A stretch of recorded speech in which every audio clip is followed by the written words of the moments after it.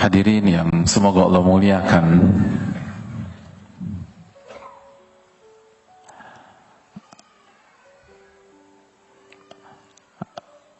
pada kondisi atau pada rentan waktu ini kita tuh sering banget mendengar istilah tentang mental illness atau mental health atau istilah healing, dan teman-temannya yang mungkin 10 tahun yang lalu, 15 tahun yang lalu, 20 tahun yang lalu itu istilah nggak populer di tengah-tengah kita. Tapi sekarang dikit-dikit gue kena mental nih, gitu. Aku kena mental, gitu. Kamu mau kemana? Aku mau healing dulu. Itu menjadi sapaan ramah di telinga-telinga kita. Dan itu merubah hidup kita. Membuat hidup kita tertekan, terbebani, kebahagiaan sirna. Hari-hari diisi dengan stres, lalu stres dan stres. Ada banyak orang kehilangan senyumnya, hadirin.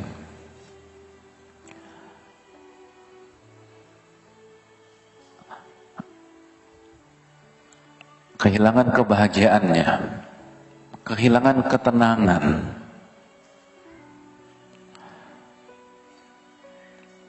Lalu banyak di antara kita berusaha berpikir, apa penyebab ini semua?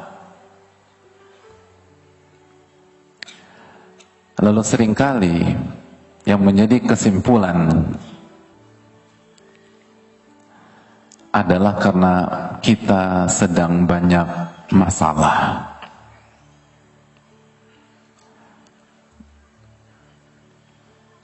Mulai dari masalah rumah tangga, masalah keluarga, masalah dengan suami, masalah dengan istri, masalah dengan orang tua, ada yang masalah sama mertua.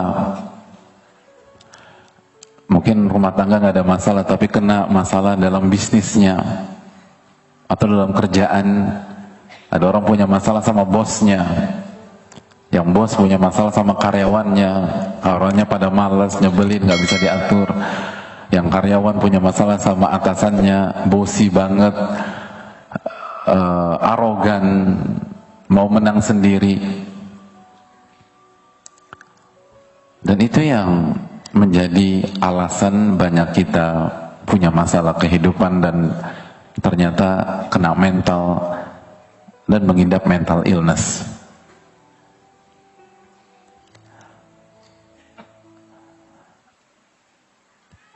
Kira-kira begitu tidak kesimpulan banyak orang, hadirin sekalian? Dan memang di banyak orang kondisi pandemi dan pasca pandemi itu benar-benar meninggalkan banyak masalah. Dan itu mempengaruhi mentalnya dan mempengaruhi hatinya. Sebelum saya lanjutkan, saya ingin bertanya,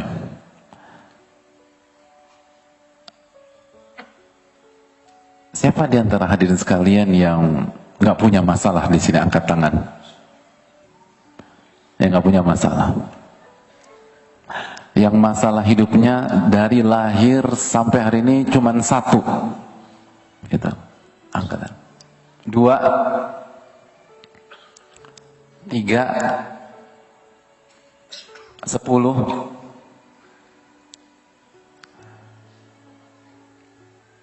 Yang punya banyak masalah? Nah, semuanya. Sedikit loh. Jadi yang lainnya maunya apa, hadirin?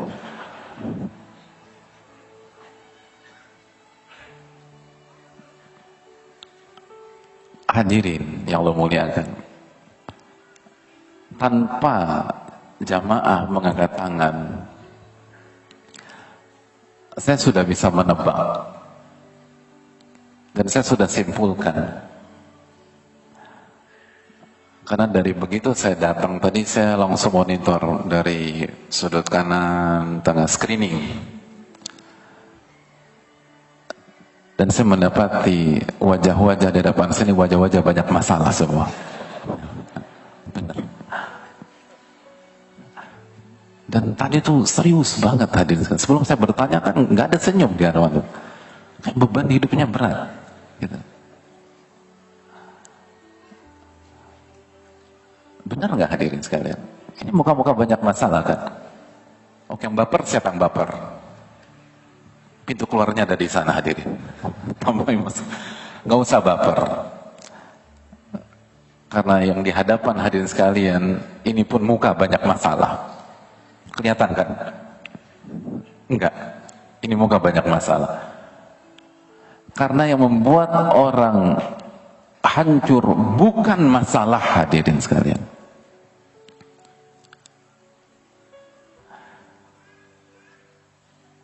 Tapi banyak masalah selalu dijadikan kambing hitam oleh banyak orang.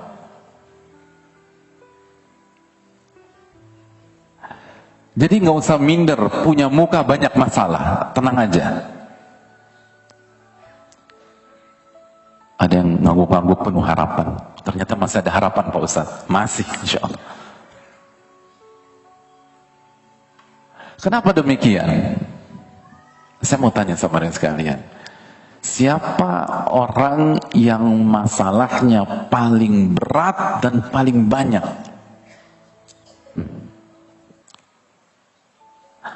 Saya jamin. Ada yang angkat tangan? Oh, Masya Allah. Coba lihat. Jadi antum mengaku orang paling banyak masalah sedunia.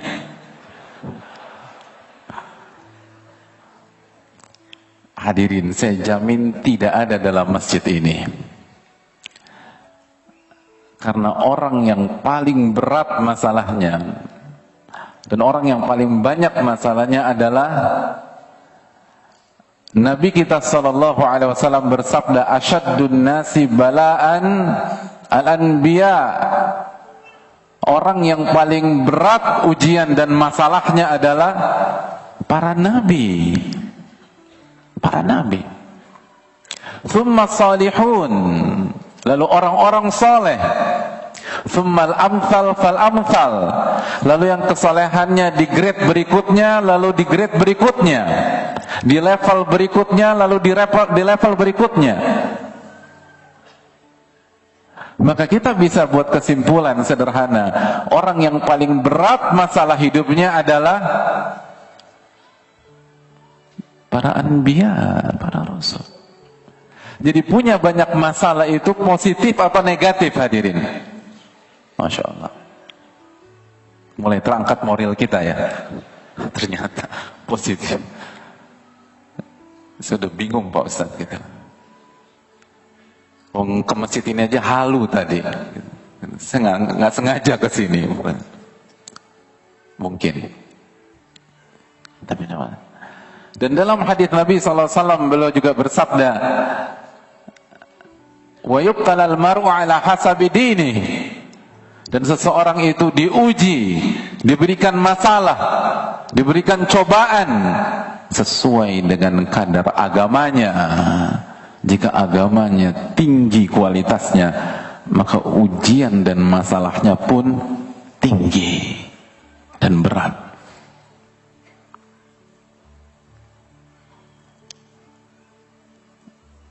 Dan Nabi kita SAW pun juga bersabda, Innallaha idza ahabba qauman ibtalahum.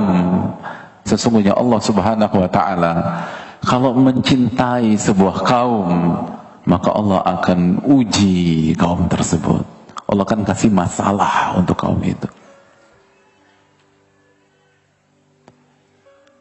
Hadirin yang Allah muliakan. Jadi sekali lagi, punya banyak masalah, itu positif atau negatif hadirin? Udah mulai bisa senyum sekarang ya. Awal-awal tadi nggak bisa senyum. Hadirin, positif. Punya banyak masalah, artinya harapan atau kecemasan? Hah? Ini masih galau aja hadirin ini. Hah? Sekali lagi, punya banyak masalah, itu artinya harapan atau kegalauan? Kok nggak yakin hadirin? Innallah idza ahabba qauman ibtalahum. Allah itu kalau sayang kepada sebuah kaum, Allah akan uji dia. Berarti ketika kita Allah takdirkan punya banyak masalah, punya banyak ujian, itu artinya harapan atau kegalauan? Harapan hadirin. Harapan. Karena semoga itu tanda dan harapan Allah mencintai kita.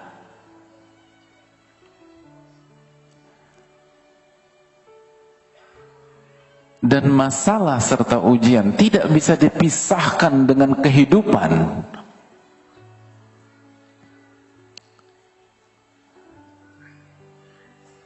Karena karakter kehidupan dunia adalah darul bala, kata para ulama. Dunia itu tempatnya cobaan, tempatnya masalah, dan tempatnya ujian. Allah berfirman dalam surat Al-Mulk ayat 2 yang hadirin sudah ketahui, alladzi khalaqal mauta wal hayata liyabluwakum ayyukum ahsanu amala. Dialah yang menciptakan kematian dan kehidupan. Untuk apa hadirin Allah menciptakan kematian dan kehidupan? Untuk menguji, ujian. Kehidupan sama dengan ujian. Kehidupan dan masalah adalah dua sisi mata uang yang tidak bisa dipisahkan. Sebagaimana istilah banyak orang. Dan itu yang dikatakan para ulama. Sebagian ulama klasik mengatakan apabila Anda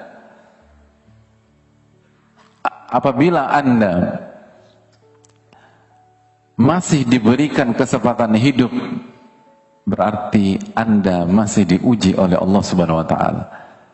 Ujian dan masalah itu berakhir ketika Anda wafat.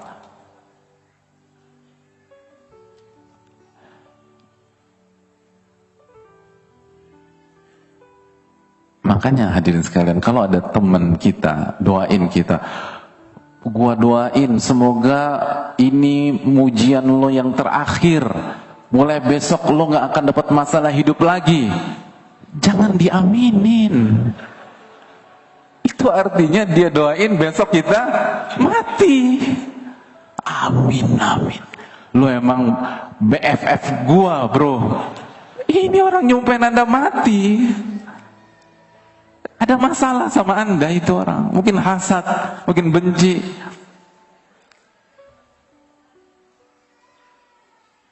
Karena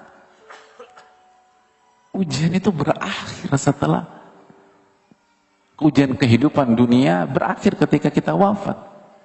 Baru kita wafat, lalu masuk ujian kubur. Lalu setelah itu nikmat kubur atau azab kubur. Hadirin, dan ini harus kita sadari.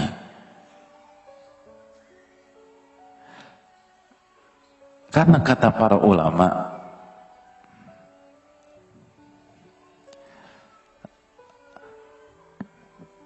salah satu masalah dalam kehidupan yang bisa membuat orang gagal jadi baik, gagal jadi bahagia, gagal jadi orang tenang, itu karena dia tidak sadar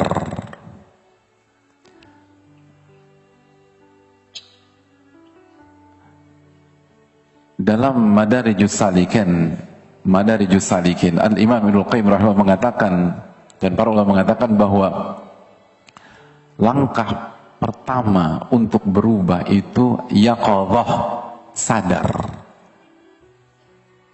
Dan sadar dalam skup yang luas, cakupan yang luas, dan diantaranya kita harus sadar karakter kehidupan dunia yang sedang kita jalani, sehingga kita nggak shock,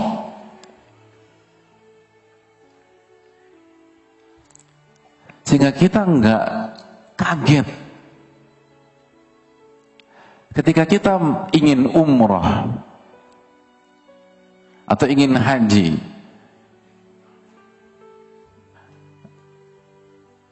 Di musim panas misalnya, dan dari awal kita udah diwanti-wanti, ingat musim panas di sana itu bisa capai 50 derajat, bawa ini, bawa ini.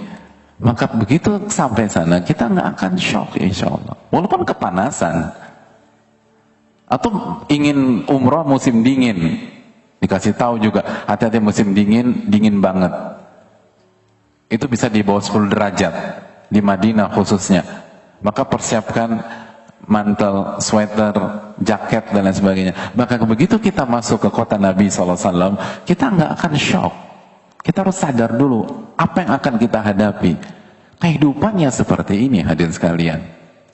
Maka masalah bukan penyebab mental illness, bukan penyebab hambarnya kehidupan kita, bukan penyebab hancurnya rumah tangga kita. Masalah itu bukan penyebab perceraian dalam rumah tangga. Betul nggak hadirin? Kalau penyebab perceraian adalah banyaknya masalah rumah tangga, insya Allah satu masjid ini cerai semua. Loh, siapa yang nggak punya banyak masalah dalam pernikahan? Benar nggak nih hadirin? Yang bikin kita berantakan, yang bikin muka kita kusut, yang bikin kita jungkir balik, yang bikin kita semraut, yang bikin kita halu, adalah karena kita tidak tahu ilmunya.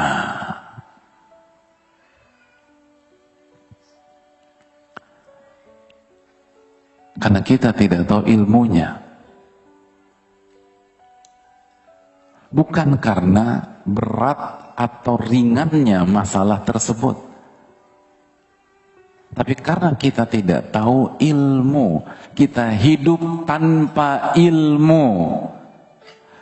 Hidup tanpa ilmu artinya masuk ke ujian tanpa ilmu. Karena tadi kita katakan bahwa kehidupan dunia adalah apa hadirin?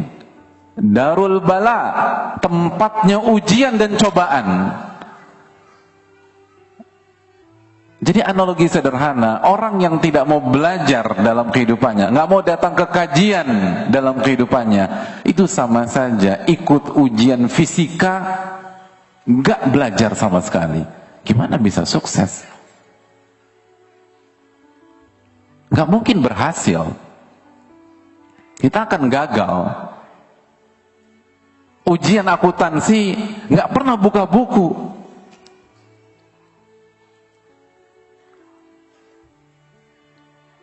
Bro, gimana? Udah belajar belum? Belum. Terus gimana? Yang penting ikhlas, ikhlas. Ujian kimia, ikhlas itu penting hadirin. Tapi mungkinkah kita berhasil di ujian kimia hanya modal ikhlas? Gak mungkin. Itu sama. Orang gak mau kajian, gak mau datang ke majelis taklim, gak mau belajar, gak mau buka kitab para ulama. Yang penting anak tulus aja ngejalanin kehidupan. Gak bisa. Allah yang berfirman, Alladzi khalaqal mauta wal hayata liyabluwakum. Allah ciptakan kematian dan kehidupan untuk menguji. Hidup ini ujian. Makanya dalam hadis Tirmidzi, Nabi kita SAW mengatakan dengan ilustrasi, belum menggariskan sebuah garis. lalu garis-garis pendek yang kesimpulannya hidup itu berpindah dari sebuah masalah satu ke masalah yang kedua. Selesai masalah kedua, pindah masalah ketiga. Masalah ketiga berakhir, pindah masalah keempat. Masalah keempat berakhir, itu artinya kita pindah masalah kelima. Sampai kapan? Sampai kita berhadapan dengan masalah yang tidak ada solusi, yang bernama kematian. Itu poin. Jadi ketika kita lolos dalam masalah kehidupan pada hari ini, itu artinya sudah ada masalah berikutnya menunggu kita hari esok. Bahkan seringkali nggak perlu nunggu hari esok, sorenya ada masalah lagi. Lalu bagaimana kalau kita nggak punya ilmunya, jamaah? Yang bikin kita berantakan bukan beratnya masalah, bukan beratnya ujian atau ringannya ujian. Sebagai contoh sederhana, waktu kita sekolah dulu, SMA, mata pelajaran yang paling killer, mata pelajaran apa? Tata boga. Luar biasa. Emang dari wajah-wajahnya wajah-wajah angka semua ini hadirin. Pelajaran paling, kalau pelajaran favorit apa? Pelajaran favorit? Olahraga.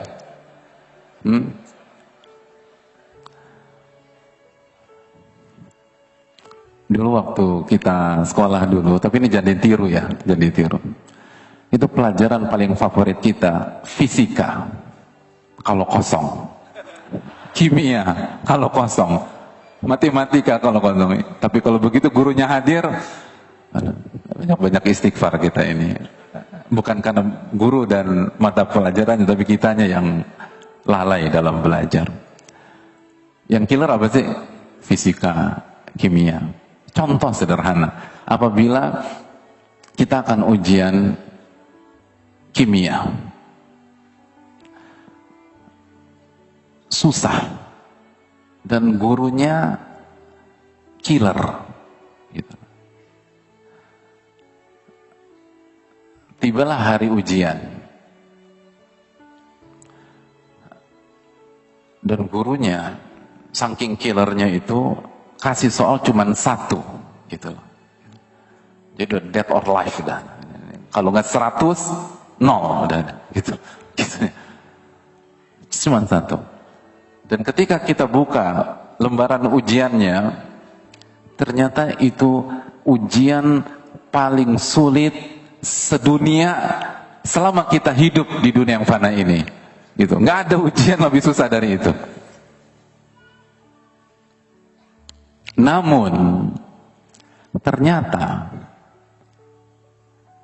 yang diujikan adalah materi yang kita pelajari tadi malam sampai jam 2:30 malam.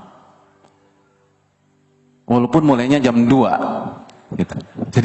Jadi pada isya tidur, kaget bangun jam 2, buka-buka buku fisik kimia, setengah jam ketiduran lagi, nggak sempat baca doa, lalu bangun subuh sholat subuh, baca zikir pagi, lalu berangkat sekolah, pas sekolah tawakal ala Allah, buka lembaran ujian, itu yang keluar. Itu yang keluar. Ini ujian susahnya minta ampun. Tapi sesuai yang kita pelajari tadi malam, walaupun cuma setengah jam. Saya ingin tanya, ada muka pucat tidak dari raut muka kita? Enggak. Keringat dingin? Enggak. Gimana ekspresinya? Kita akan bertahmid selama ujian. Alhamdulillah bi ni'mati tatimmus shalihat. Alhamdulillah, alhamdulillah. Senyum merekah di saat menjalani ujian tersebut. Optimisme, harapan, semangat